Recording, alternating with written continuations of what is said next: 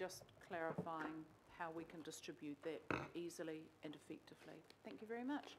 Thank you. So moving on to our next. Oh, I'll move that. I'll move that we forward this to the Chief Operating Officer and that we thank Lynn for her attendance and receive the petition. Is there a seconder for that? Seconded, Councillor Cashmore. I'll put that. All those in favour, please say aye. Aye. Carried. Thank you. Now, our next public input is Gen Zero and Ellie Craft. Welcome, Ellie. Is there a way of standing and talking? Is this fine? Yeah. Still hear you. Okay. Standing, sitting, whatever works for you, just as long as we can hear it through the microphones. Warm welcome. Thank you.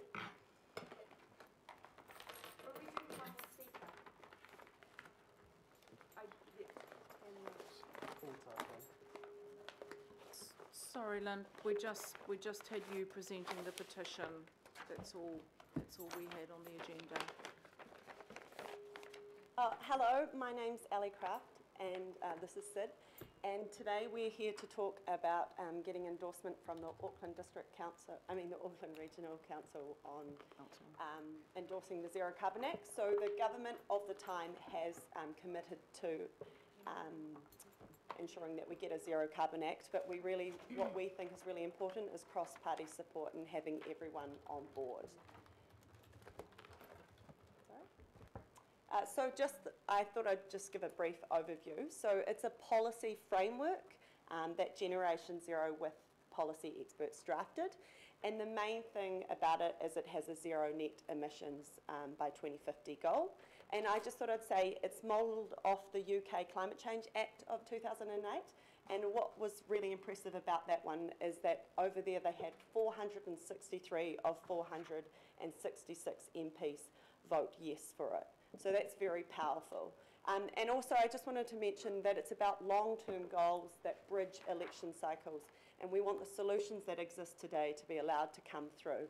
And just in terms of the council, there's the mitigation plans and adaptation plans I think is really relevant. And finally, it's like I just wanted to repeat that it's a policy framework, so it's not how we will reduce our emissions. It just creates the framework to ensure that the governments have long-term, short-term goals and to keep to target. These are some of our partners and sponsors in terms of the campaign, but it's more now a movement of people who are concerned about climate change and they want some action. That's what it mainly is about. It doesn't belong to Generation Zero anymore, it's everyone's. And I just thought I'd say, just recently, you might have seen in the paper, there was 200 businesses leaders, including Phil Goff himself, that signed on to the notion of a 2050 net zero goal. And over here, there's lots of the group from the different political spectrums, the Young Nats, the Young New Zealand First, Young Greens, and the Young Labour. And what's really important about that is it's showing that all young people are concerned about climate change. And what I wanted to repeat again, it's about cross-party support because we want it to survive time. We don't want it just to be this government who brings it in and the next government to bring it down. We need everyone on board. So we've been really heartened to see that Auckland Council is introducing its own climate action plan. I think this is a great move. How I would say this connects with the Zero Carbon Act process that is going on is that national framework that is being put in place will be pivotal to how the Auckland Climate Action Plan will work. And the signal that you as a committee and as a council that you can send to the people of Auckland is that by endorsing the Zero Carbon Act, getting people involved in the process, it's elevating the importance of that national conversation and making it relevant then within what you're trying to do as a city. We all know by 2050, Auckland's probably going to be having half of New Zealand's population in it. So this is an incredibly important setting. So of course it's very important to plan regionally as well, but it's also really good to use that regional motion and support that you're generating and planning that you're doing, and to have that feed up. So we would definitely encourage you, even in the terms of practically, you know, you can only do this because that is part of the central government. What you send as a communication signal to the people of Auckland in saying that the Zero Carbon Act is important is quite pivotal to gathering support for the process that you're conducting right now. And just another document that's important, that was the local government leaders' climate change declaration. And I just thought I'd say the 2 points in there, it talked about an ambitious transition plan towards a low carbon New Zealand, and it also talked about more ambition with climate change mitigation. And those are two really important aspects of the Act. And so why Auckland Council should endorse, the main thing is it's about adaptation, which really relates to local government.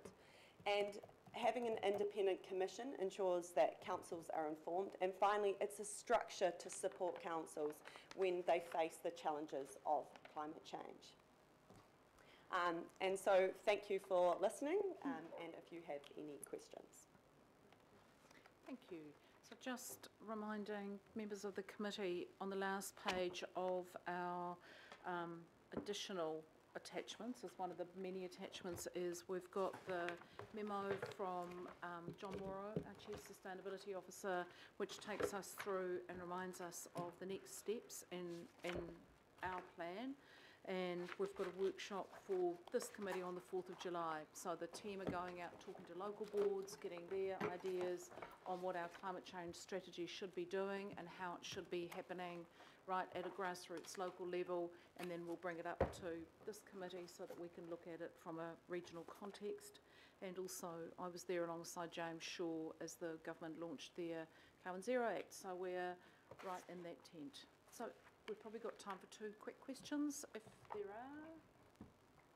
I guess it's pretty self-explanatory. I'd like to say we'd be quite keen on supporting the activation from, you know, our networks to the consultation that you will be running. So we'll definitely be a key supporter in that process. Lovely. Thanks, Sid. Appreciate that. Councillor Walker. Yeah, I've just got a question. Quite obviously, Gen Zero has made a presentation to us, Auckland Council. Are you making similar presentations to every other council in New Zealand? And I just make the observation that if we have a situation where every council in New Zealand has got a mitigation plan and is actually implementing it, an adaptation plan and is actually implementing it, the sum total of those is effectively a mitigation and an adaptation plan for New Zealand. So local government has a place. So question, are you meeting with every other council in New Zealand? So we have, like the Dunedin City Council has endorsed it, and we've also spoken to the Gisborne District Council, and we've seen the Mayor of Wanganui. It really is a process that's happening, but the main thing about this Act is it's a policy framework, so it enforces people to think about it in the long term. And that's fantastic if local government is doing their plans in themselves, but it's ensuring that it always happens, that it survives.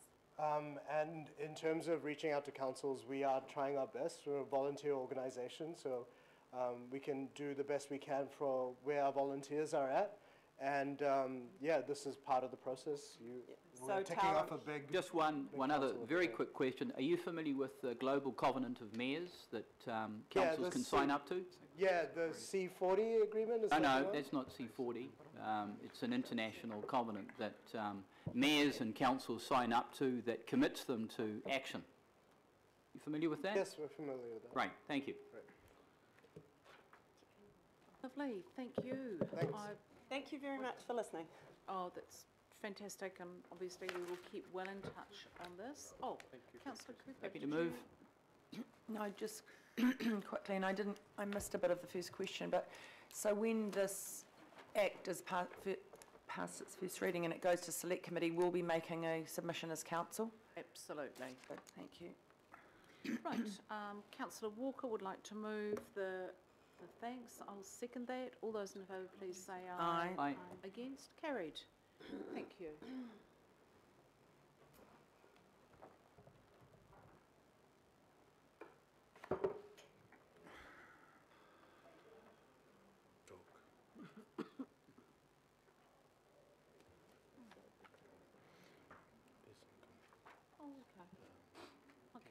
Tam's just suggesting, because we had no notification that we had anyone wanting to speak on 1080 in public. We've got a speaker here who wishes to speak. I mean, I'm happy to take 5 minutes for public input. Yep. And we can just do that. So, but sorry, we have no name, and no, so it's now. We'll just need to introduce yourself so that we know who you are. Yeah, thank you for allowing me to speak. My name's Tony Jide. I'm a Hunua resident. I'll be brief.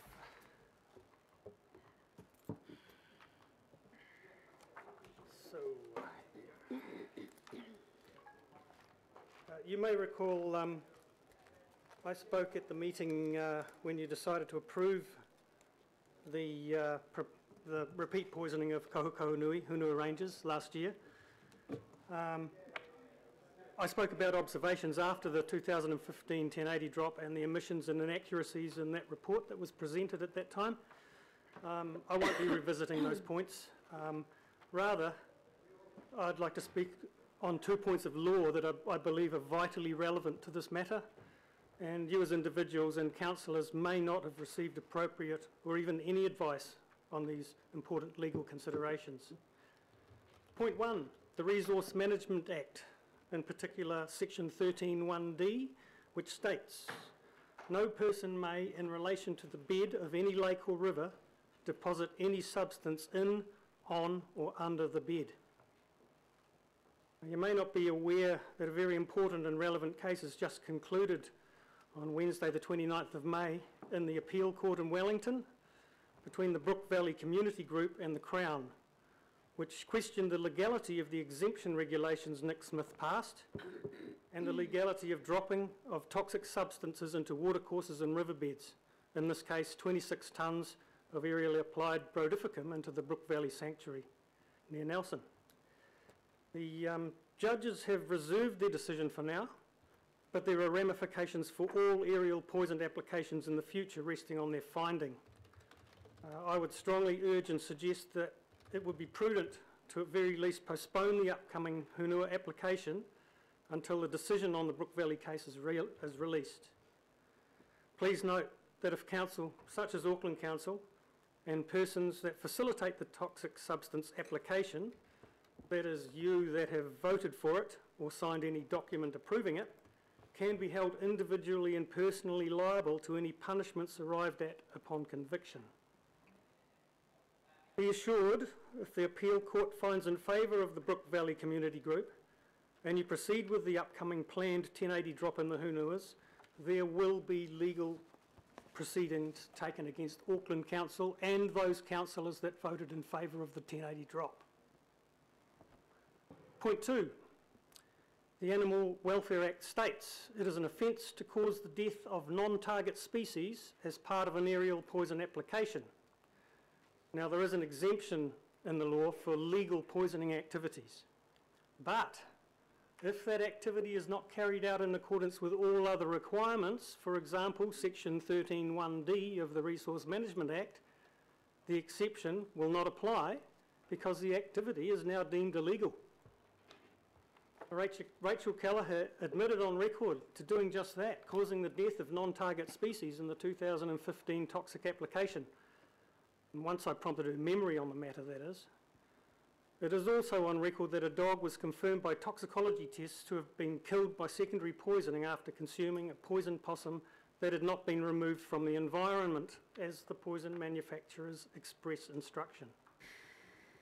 The simple act of not following such guidelines treads on very shaky ground legally for the organisations and individuals responsible for toxic poison applications. Finally, I would like to take the opportunity to table this document. On behalf of tangata whenua, the people of the land, Aotearoa, New Zealand, and this city, Auckland, pursuant to the Terrorism Suppression Act 2002, I hereby notify you to cease and desist the aerial application of an internationally recognised weapon and agent of mass destruction, compound 1080 poison, to a public water supply, namely the Hunua water catchment. Please make sure all council members, employees and contractors get to read a copy of this notice so they are aware of the gravity of the liabilities under the Terrorism Suppression Act 2002. There is also information included in this document which allows individuals to distance themselves from liability by using provisions under the Protected Disclosures Act. Auckland Council, you've been served. Thank you. Okay, we'll take note of that, and thank you for your time. I have a question. Thank you. No, we're not going to take any questions. I want to know who signed. Councillor- I want to know who Councillor, signed that we- last I know, piece let's of just paper. get the document and we can get advice on that. It's probably the easiest. So I'd be interested in the answer to the question too, And Madam I- Chair. It's sorry. a simple question. It is, so just who signed on behalf of Tangata Whenua? Yeah. Have we got a signature on there from Tangata Whenua? There's no signature on there, but aren't we all tangata whenua? Okay. The question is answered. Thank you very much. Thank you for your time. So let's move on to extraordinary business. There is no extraordinary business. Notices of motion, there are none. And we move on to our draft waste management